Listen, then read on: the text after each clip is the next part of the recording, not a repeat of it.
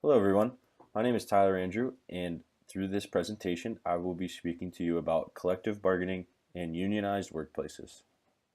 The main law regarding collective bargaining and unionized workplaces is called the National Labor Relations Act. This act is the principal federal law concerning self-organization and collective bargaining by private sector employees. Its purpose is to facilitate negotiations and hopefully an agreement between an employer and its employees regarding what they mutually define as appropriate pay, hours, and working conditions. This law was motivated by the exploitation of the inequality of bargaining power between employees and employers.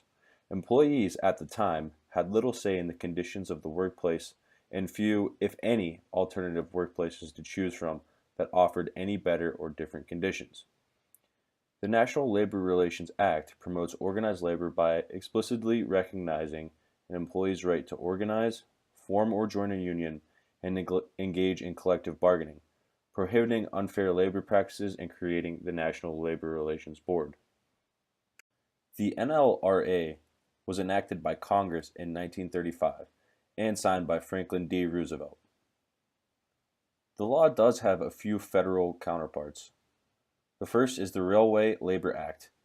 It's a federal law that governs the collective bargaining in the railroad and airline industries. Second is the Civil Service Reform Act. This is a federal labor law that governs collective bargaining by government employees. As I mentioned earlier, the NLRA created the National Labor Relations Board. This is the agency that is tasked with enforcing the law. The NLRB ensures organizations are compliant through a few ways. The first is through conducting elections. The NLRB offers unions the option to dissolve their differences through a decertification election. The second way is by investigating charges. Employees, union representatives, and employers who believe that their rights under the NLRA have been violated may file charges alleging unfair labor practices at the nearest NLRB regional office. The third way is by facilitating settlements. When a charge is determined to have merit, the National Labor Relations Board encourages parties to resolve cases by settlement rather than litigation whenever possible.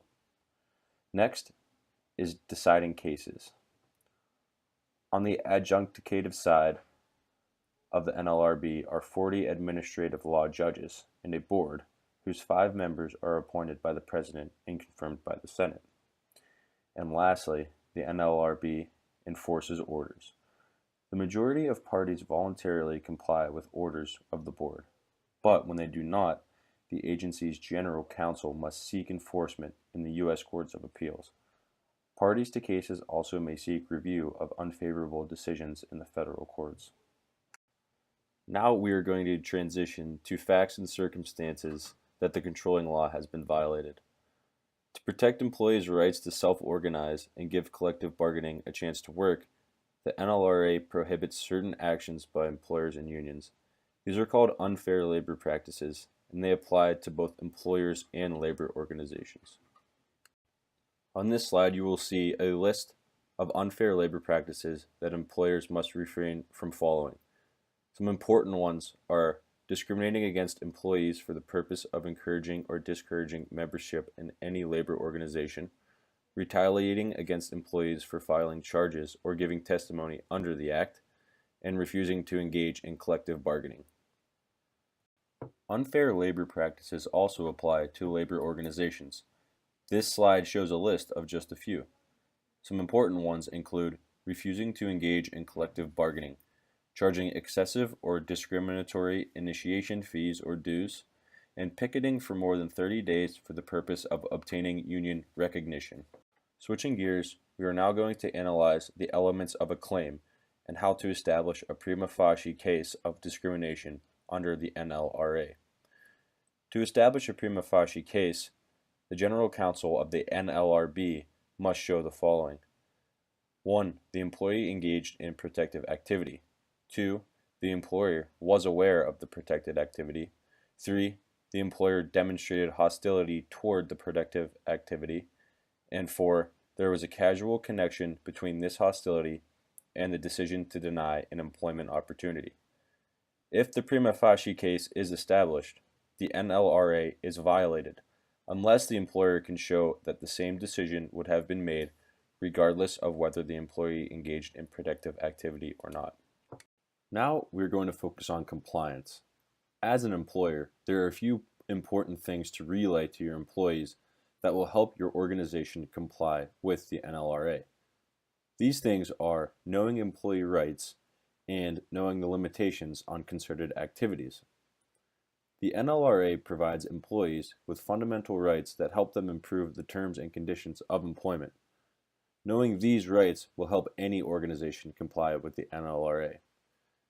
These rights include engaging in self-organization, forming, joining, or assisting labor organizations, bargaining collectively with their employer through representatives of the employee's own choosing, going on strike, engaging in other concerted activities for the purpose of collective bargaining or other mutual aid protection, and finally, refraining from such activities. The second suggestion is knowing the limitations on concerted activity. The NLRA also protects an employee's right to engage in concerted activity. Concerted activity broadly protects actions or inactions by employees to join together for mutual aid and protection. However, there are some limitations to this right, and knowing them will help your organization stay compliant with the law. There are 4 limitations regarding concerted activity, and they are as follows. 1.